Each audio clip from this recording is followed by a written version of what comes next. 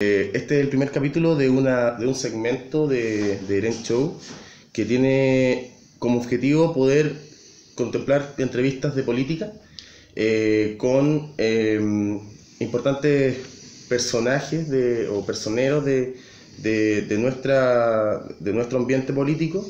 Y en este primer capítulo estamos con el profesor Fernando Atria. Él es abogado de la Universidad de Chile, profesor de Introducción al Derecho. Ahora es profesor titular de la Facultad de Derecho de la Universidad de Chile.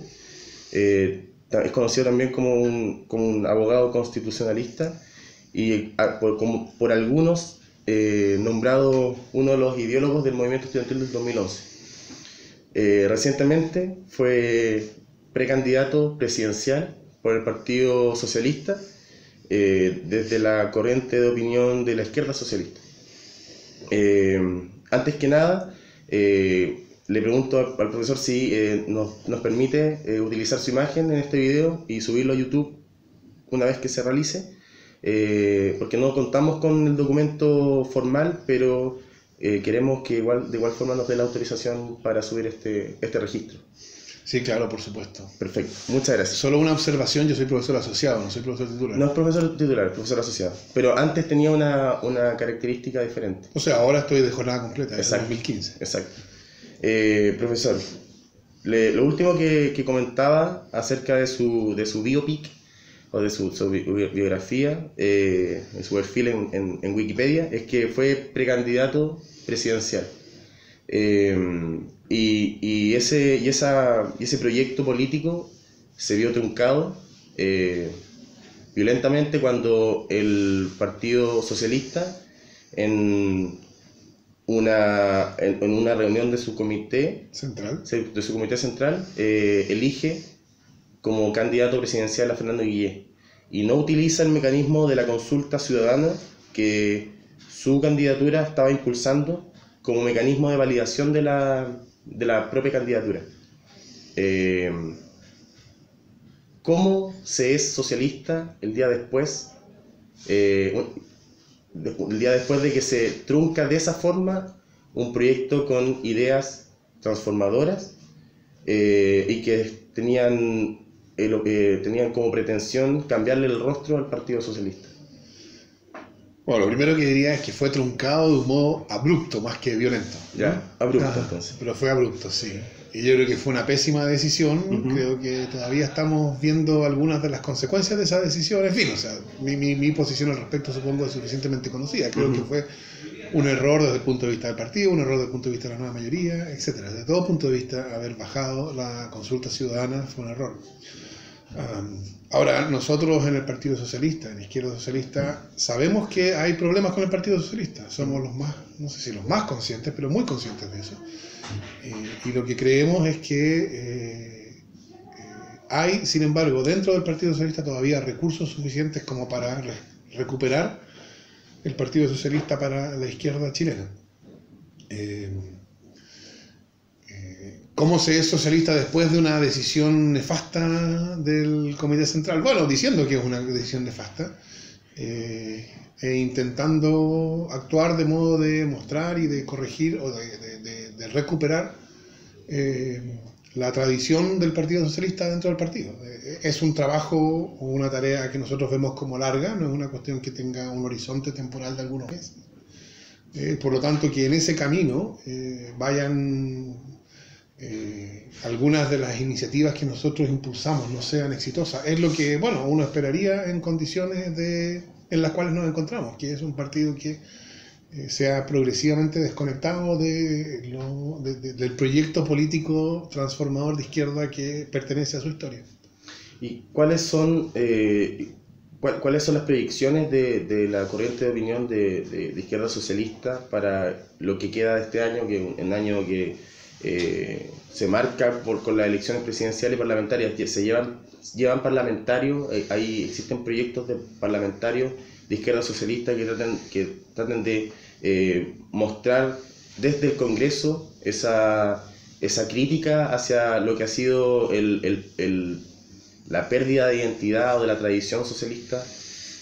Bueno, ciertamente, todo esto está por supuesto ahora mismo en discusión, en conversaciones, porque la cuestión presidencial parlamentaria se está decidiendo en estos días o esta semana, así que no hay nada concreto que anunciar, ni nada, ninguna gran información que yo te pueda dar ahora, pero sí que la observación genérica de que nosotros en Izquierda Socialista no queremos hacer un testimonio, lo que nos interesa es ir consolidando posiciones que nos permitan avanzar en esta idea sobre el Partido Socialista que tenemos, y eso nos llevó a competir en las elecciones internas del partido, y ahora vamos a buscar maneras de estar presentes en la elección parlamentaria, desde luego. Y en ese sentido, usted como ex precandidato presidencial, ¿sería parte de un eventual gobierno de Alejandro Guillé?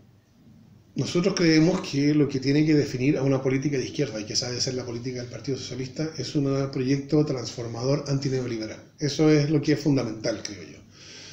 Yo creo que en las condiciones actuales la izquierda chilena no se puede dar el lujo de tener desorientación, porque es tan obvio cuál es la dirección en la cual hay que moverse.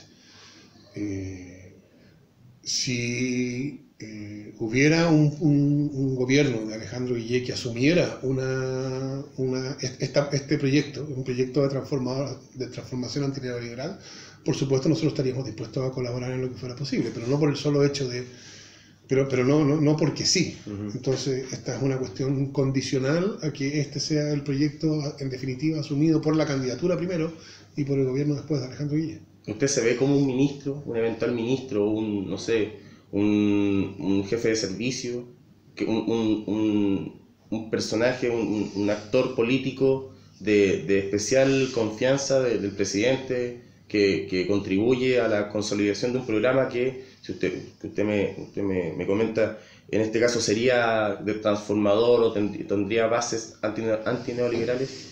O sea, yo y nosotros vamos a hacer lo que convenga al avance de un proyecto de transformación antineoliberal. Si eso supone asumir responsabilidades, bueno, lo haremos. Si no, si hay alguna otra forma de contribuir a ese proyecto, ya sea en el gobierno o fuera del gobierno, lo haremos. Lo que importa es eso, entender, es volver a esta idea, que hoy día es más bien extraña, de que los partidos políticos, las agrupaciones políticas, no se definen por un proyecto político, nuestro proyecto político.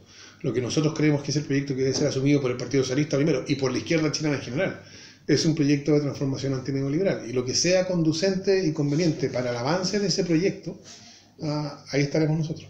Profesor, ¿qué opina en términos programáticos o en términos programáticos del Frente Amplio? Más allá de la candidatura de Beatriz Sánchez o de Alberto Mellol, ¿qué opina de la composición, de las ideas que han presentado en la agenda nacional? ¿Usted sería eventualmente, si es que la nueva mayoría, o como se llame en el futuro, se decidiera y no recogiera esas ideas antineoliberales, ¿usted sería partidario de formar parte del Frente Amplio? Yo creo que es evidente que en términos sustantivos el proyecto político de izquierda, como yo lo he caracterizado, y el proyecto político que anima a muchas de las personas que están en el Frente Amplio, es sustantivamente el mismo. Y hoy día estamos separados por razones que no tienen que ver con eso, que tienen que ver con otras cosas, tienen que ver con la manera en que desde el Frente Amplio se ven a los partidos de la nueva mayoría, en particular el Partido Socialista, la poca expectativa que ellos tienen de la posibilidad de que lo que nosotros estamos haciendo tenga éxito, etc. Esas son las razones que nos tienen separados, no son razones que tengan que ver, creo yo, con el contenido de nuestro proyecto político. Y lo que eso muestra, o lo que eso implica, es que el sentido común indica que, bueno, más tarde o más temprano vamos a estar juntos. Así que yo asumiría eso como un dato, que en la medida en que el esfuerzo que están haciendo los grupos que están conformando el Frente Amplio sea exitoso, y en la medida en que nuestro esfuerzo sea exitoso, nos vamos a potenciar recíprocamente y vamos a terminar unidos, ya sea acá o allá, al medio, en alguna cuarta dimensión. Eso es una cuestión irrelevante. Ahora, entonces, ese es el destino natural de lo que están haciendo ellos y lo que estamos haciendo nosotros. Y yo creo que es fundamental en esas condiciones entender, primero, que claro, que la convergencia orgánica y completa actual no es posible por esas otras razones, pero que las posibilidades futuras de convergencia van a depender en buena medida o en parte, de lo que se haga o no se haga ahora. Nosotros tomamos bien en cuenta, cuando actuamos ahora, bueno, el hecho de no afectar o no perjudicar las posibilidades futuras de convergencia. Y yo esperaría que ellos tuvieran una disposición similar, pensando que la convergencia hoy día no es posible, pero que eso no quiere decir que en el mediano plazo, dada lo común de nuestros proyectos políticos, nos va a tocar estar juntos. Perfecto. Dejamos un poco de lado lo que es como política netamente nacional y nos interesamos en lo que está ocurriendo en la Facultad de Derecho. Me gustaría preguntarle acerca de cuál es su opinión de la administración del actual decano Davor Harasic. ¿Qué opina acerca de sus promesas de campaña de modernización de la facultad, de pluralismo, de poner a la facultad o volver a poner a la facultad en el lugar que merece, tanto en el debate político nacional como en los rankings de calidad de educación y de empleabilidad y del perfil del abogado profesional que se busca? ¿Cómo, o si usted es profesor, qué nota le pondría a la administración del decano Davor Harasic y por qué? A ver, yo creo que lo que importa acerca de la Escuela de Derecho de la Universidad de Chile es que sea un lugar donde el derecho es pensado en un contexto público. ¿No? La razón por la cual es importante que esta facultad se desarrolle y tenga una posición de liderazgo es porque es importante que el lugar donde se piensa el derecho sea un lugar público, que no está sujeto al control o a la agenda particular de nadie en particular, de que no hay una organización que controla, etc. Y en ese sentido yo creo que durante el decanato del decano Harasic, yo creo que se han dado pasos considerables en ese sentido. Yo creo que hoy día la facultad es un lugar de reflexión sobre el derecho que no era antes, ¿no? Hay más vida académica en ese sentido. Y por lo tanto yo creo que ha sido, en ese sentido, desde el punto de vista de lo que importa acerca de la Facultad de Derecho, yo creo que ha sido un decanato positivo para la facultad, muy positivo. Nota. Una muy buena nota. Una muy buena nota. Sí. Pasa el ramo con... Sí, con distinción. Con distinción. Y con más de una distinción. Perfecto. Un aplauso. Con aplauso a todo el curso en examen oral. Profesor, para ir como finalizando esta pequeña entrevista, para no quitarle tanto tiempo, en algún momento usted apareció como uno de los principales propulsores que proponía la idea del cambio de constitución a través de una asamblea constituyente. Y además también se le reconoció como un ideólogo del movimiento estudiantil del 2011 en todo su carácter, con la idea de educación como derecho social y todo el desarrollo más teórico que ha presentado en sus libros. ¿Usted cree que se ha podido avanzar en el gobierno de Michelle Bachelet en esas demandas? ¿O usted qué cree que puede provenir de la nueva mayoría? Esta es una pregunta de política nacional, pero como que se me había quedado en el tintero. ¿Qué puede provenir de la nueva mayoría, o como se llame, con respecto a esos marcos conceptuales, marcos teóricos que usted ha desarrollado en su carrera, tanto en Asamblea Constituyente como en educación, como derecho social? ¿Cómo cree que va a ser el desarrollo de ese tipo de demandas sociales en el futuro? Ya sabemos cuál ha sido el despliegue de la nueva mayoría en cuanto a educación y el despliegue de la nueva mayoría en cuanto a nueva constitución. Pero ¿qué cree que va a venir en adelante? ¿O cómo debería venir en adelante en cuanto a esos dos ámbitos? A ver, yo creo que la cuestión de la nueva constitución, conviene partir por ahí, porque la razón por la cual una nueva constitución es necesaria es porque yo creo que vivimos bajo un sistema político que fue originalmente neutralizado constitucionalmente. La idea, lo que define a la Constitución de 1980 era configurar un poder que tuviera una legitimación democrática, en el sentido que el presidente de la República fue elegido por sufragio universal, que hubiera un parlamento elegido, en ese sentido, pero que no hubiera un poder democrático de verdad. Es decir, que no hubiera un poder democrático que pudiera enfrentar la tarea de transformar el modelo neoliberal y de ese modo asegurar la perpetuación de ese modelo. Eso es lo que define la Constitución de 1980. Y yo creo que esas instituciones que neutralizaban, que al principio eran instituciones bien identificables, que el Senado estaba intervenido por un tercio de senadores designados, que el sistema binominal, etc. Esas instituciones fueron creando una cultura que yo llamo la cultura binominal, que es una cultura que se entiende a sí misma neutralizada. Entonces ya no necesita que haya una regla que la neutraliza, ya no necesita que haya un tercio de senadores designados. Ahora la neutralización es parte de esa cultura y se manifiesta en esta idea que cuando se dice hoy día saca aplausos, aunque es una evidente contradicción, que Chile necesita grandes cambios, pero que esos grandes cambios tienen que hacerse con grandes consensos. Yo diría, cualquiera que tenga experiencia política sabe que esas dos cosas son contradictorias. Es decir, no se pueden hacer grandes cambios con grandes consensos, porque hacer grandes cambios implica afectar intereses poderosos. Y esos intereses poderosos, porque son poderosos, siempre van a tener alguien que hable por ellos. Entonces, yo creo que la política que tenemos nosotros es una política que es incapaz de hacer transformaciones profundas, y eso es una de las cosas, creo yo, que hemos aprendido durante el último gobierno. Era un gobierno que yo creo que asumió, se atribuyó, se reclamó la necesidad de hacer transformaciones importantes. Yo creo que durante su primer año se hicieron transformaciones importantes. ¿Puedo interrumpirlo, profesor? ¿Es la cultura del binominal la gran culpable de que no se hayan podido realizar las reformas como se pensaron o como se esperaron en la Yo creo que eso es la cultura binominal, pero en un sentido amplio, ¿no? Sí. La cultura del binominal es una cultura política que le tiene fobia al conflicto político. Y entonces sí que hace cualquier cosa para evitar el conflicto político. Una de las cosas que pasó, creo yo, durante el último gobierno fue que al final del primer año, hay que acordarse, el primer año se hicieron transformaciones como no se habían hecho en los 20 años anteriores. Es decir, se hizo una reforma tributaria significativa, se dictó la ley de inclusión, que yo creo que es la ley más importante que se ha dictado en los últimos 30 años, y se cambió el sistema binominal. Son cosas que no se habían podido hacer en 25 años. Eso se hicieron en un año.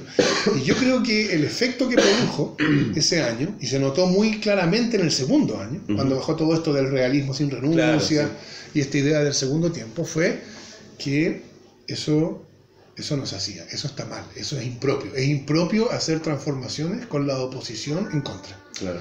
Que las transformaciones hay que hacerlas con grandes acuerdos. Esa es la cultura binominal. Y esa cultura binominal, entonces, implica que nada realmente profundo y significativo va a cambiar. Y entonces, yo creo que que el aprendizaje de este gobierno es que el sistema político que tenemos nosotros es un sistema que no permite transformaciones profundas. Y entonces, dado que Chile necesita transformaciones profundas, es necesario un sistema político significativamente distinto, y eso es un nuevo sistema político, una nueva cultura política, una nueva constitución. Entiendo. Y eso entonces hace que uno diga, respecto de la nueva mayoría, bueno, el legado del gobierno de la nueva mayoría es un legado de una transformación inconclusa. De hecho, una transformación cortada, diría yo. Un proyecto inconcluso. Pero no solo inconcluso en el sentido de que se llegó hasta la mitad y no se pudo, no, fue cortado, creo. Sí. Y entonces yo creo que el único año transformador de este gobierno fue el primero. Claro. Entonces la pregunta ahora, más allá de si uno quiere apuntar con el dedo o no a la nueva mayoría, etcétera, esa también es una cuestión importante, pero más allá de eso, la pregunta es, ¿deja el gobierno de la nueva mayoría avances significativos desde los cuales se pueda continuar en el proceso de transformación, o lo que se hizo en el gobierno de la mayoría va a haber que volver a hacerlo, digamos? O sea, va a ser necesario partir de nuevo. Y yo creo que en eso uno puede tener un juicio matizado. Yo creo que en educación escolar deja un avance considerable. Yo creo que la ley de inclusión es un paso de gigante. Está bien, no es lo único, etcétera, hay muchas otras cosas que hacer, pero que hoy día podamos decir que en términos legales la educación provista con fines de lucro está excluida, que la selección está excluida y que el copago está excluido, yo creo que son avances extraordinariamente fundamentales. Ahora es posible que pensar en un real fortalecimiento de la educación pública, creo yo. Entonces yo diría, en educación escolar sí, hay un avance considerable, y cuando llegue el momento de continuar el proceso de transformación de la educación de una mercancía en un derecho social, no va a haber que partir de cero. Y eso yo creo que es bien importante. En las otras áreas, sobre todo en la materia constitucional, yo creo que lo que se avanzó no fue mucho, fue, por decirlo de una manera generosa.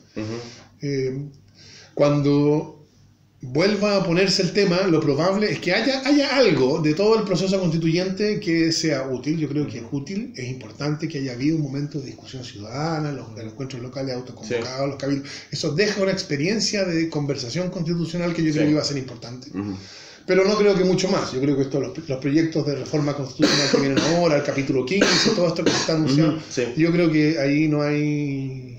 No se va a avanzar. Entonces yo creo que el proceso constituyente va a tener que ser retomado desde donde quedó después de la participación inicial. Y reconoce, para terminar el tema, reconoce como líder actual de la nueva mayoría en Alejandro Guillé algún tipo de interés político, voluntad política para poder concluir estos proyectos inconclusos. Bueno, yo creo que el liderazgo mismo de Guillé, que esta idea de un liderazgo ciudadano que no es político, etcétera, en alguna medida es una impugnación de la política binominal, porque al rechazarse la política de los políticos, lo que se está rechazando, creo yo, es esa cultura, la cultura política binominal. Ahora, en términos de las cosas que, digamos, que han estado vinculadas explícitamente a la candidatura de Guillé, yo por ahora creo que tiene pronóstico reservado, ¿no? El tema de la nueva constitución ha estado más bien ausente del discurso de Guillé.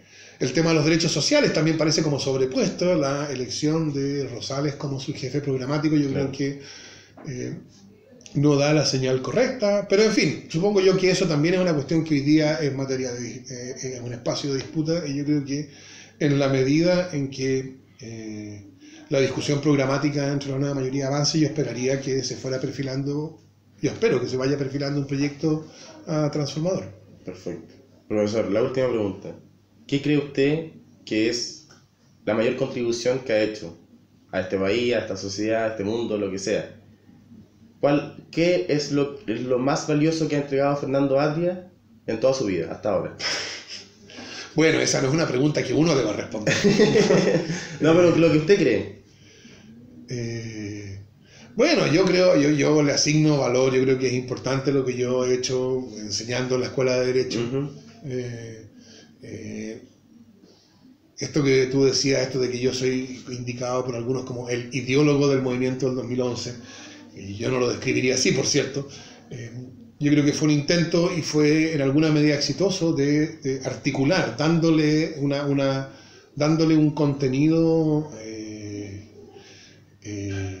sustantivo de ideas que pueden ser estructuradas a las demandas de transformación que han estado emergiendo desde el movimiento pingüino, incluso antes, pero que alcanzaron una fuerza distinta al 2011, ¿no?